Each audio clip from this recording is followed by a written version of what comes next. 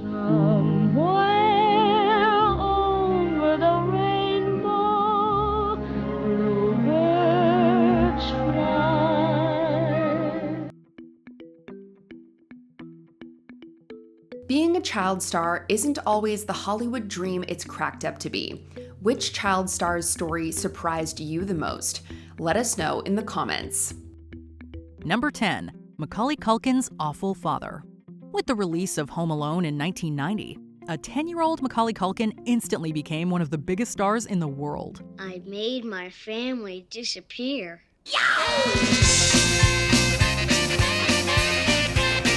The next year, he appeared in My Girl, and the year after that, Home Alone 2 Lost in New York.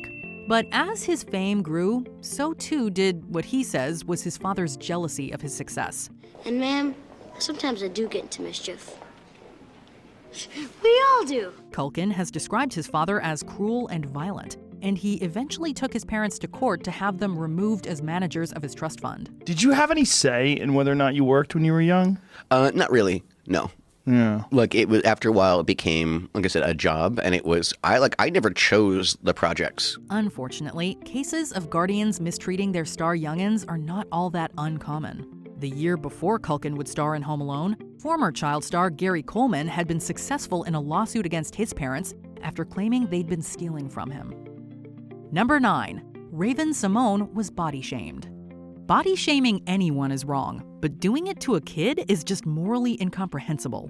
That's what Raven-Symone had to deal with as a little kid on the set of The Cosby Show. And there was also a princess named Bolivia. Bolivia. All right. She was very sweet. Yeah. The actress, who played the adorable Olivia Kendall, remembers being at the craft service table on set and multiple people telling her that she couldn't eat certain foods because she was gaining weight. At that time, the conversation of weight started to come up, and don't eat this, don't eat that, and the comments didn't stop there. They would worsen as she got older, and as her music career took off too. Some call it magic, the things I see, and I don't understand it. She told People magazine back in 2017 that others would literally say, quote, they didn't know how she could dance being that big. Luckily, Raven-Symone mentioned she encounters less of this today, thankfully. Number 8. Lalaine's substance use disorder. If Miranda was your fave in Lizzie McGuire, you'll probably remember that she wasn't in the show's last 6 episodes or the subsequent movie. I wonder if it's the one for me. I try to talk to myself into saying. She had taken her leave by then to focus on music and tour with Radio Disney. However, while Lalaine looked to have a promising career ahead of her, the music didn't end up bringing much success, and the mid-2000s saw her go through a period she's referred to as her, quote, dark years. So save your flowers and your poetry. A period which, among other things, saw her plead guilty to possession of methamphetamine in 2007. The good news is that the charges forced her into rehab, which got her back on the right track. Number 7. The Phantom Menace was tough for Jake Lloyd. I'm a pilot, you know, and someday I'm gonna fly away from this place. You're a pilot? Mm-hmm. Being cast as young Anakin Skywalker in 1999's Star Wars Episode 1, The Phantom Menace, should have been the greatest moment in young Jake Lloyd's career. Everyone's gonna think it's a great film because it is an amazing film. You saw it last night. It was amazing. It wasn't, to say the least. Following the release of the film, 9-year-old Jake became the online punching bag for hordes of angry and disappointed fans who harassed the young actor. And other kids at school were just as horrible. In the end, it was too much for Lloyd to take, and at the young age of 12, he retired from acting. I tend to do freelance editing. I am okay with it. I enjoy my work. I just do corporate stuff right now, so. Number 6. The way Ariel Winter was treated by her stage mom. Ariel Winter began acting when she was just 4 years old, and at the age of 11, she was cast in what might be her best-known role, Alex Dunphy in ABC's Modern Family. So, you know, if Haley got pregnant, would you ever pretend she has mono for a few months and then, tell everyone the baby's yours? What? While the role would make her a star, it turns out her acting career was never her choice. I think that when I was born, it was kind of already decided what I was expected to be, and so I was kind of pushed into the industry. That's not to say I don't love it, it's not my passion now, I do love it. According to Winter, her mother used her to accomplish her own unfulfilled dreams, and this led to both emotional and physical abuse. This included controlling her food intake, as well as dressing her preteen daughter in highly suggestive clothing. Winter told The Hollywood Reporter that, quote, people thought she was 24 when she was 12 because of such choices. In 2015, Winter officially announced that she was emancipated from her parents. Do you have a relationship with your mom at this point? I don't. We haven't spoken in 3.5 years. Number 5, Allison Stoner and the Toddler to Trainwreck Industrial Complex.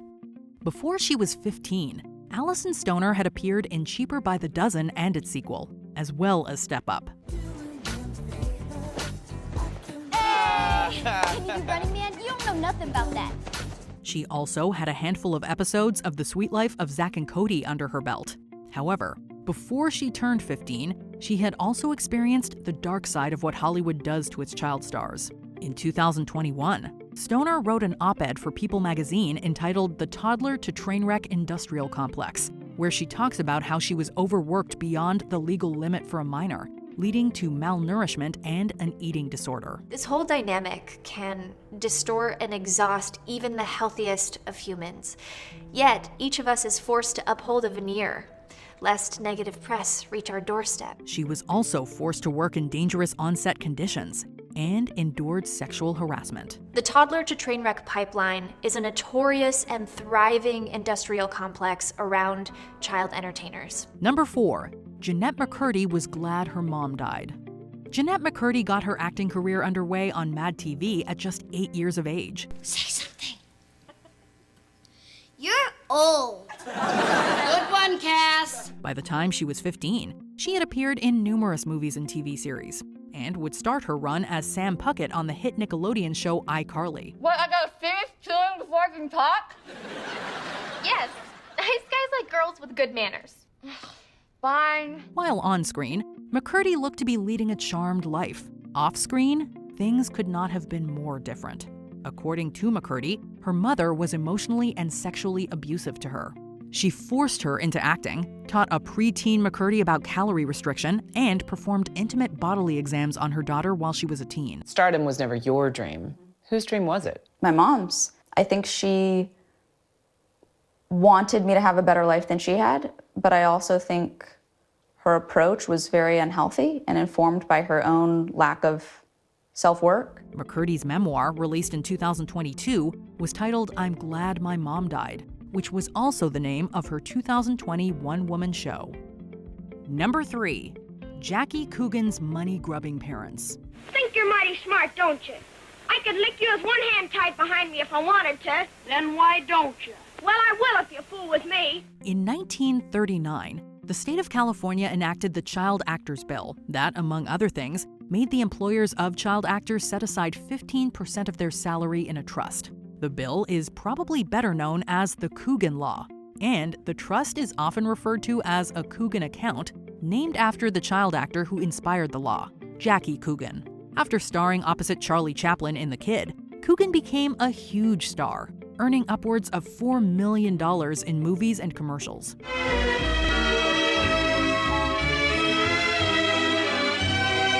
However, at 21, he came to learn that his mother and stepfather had run through almost his entire fortune. He sued them in 1938, a suit which eventually led to the passing of the California bill the following year. Uncle Fester, please, not that. But Morticia, the family honor. He's right, Morticia, the family honor. Number 2, Shirley Temple had a casting couch experience. On the good trip, lollipop, into night trip, into bed you hop. Between the ages of 3 and 10, Shirley Temple made 29 films. And during the last 4 of those years, she was the biggest box office draw in the world. It can't be. It isn't true. I won't believe it. He isn't dead. He isn't.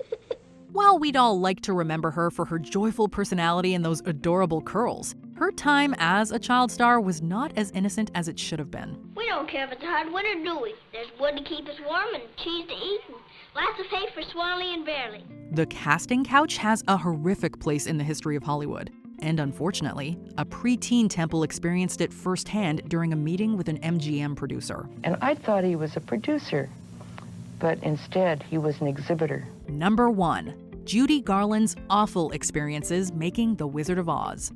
The Wizard of Oz has a special place in the hearts of fans around the world. Oh, we're off to see the wizard, the wonderful Wizard of Oz. Here he is, the whiz of a whiz, if ever a whiz there was. While the film made Judy Garland an even bigger star, her experiences on set probably had her wishing she could click her heels together and escape on numerous occasions. There's no place like home.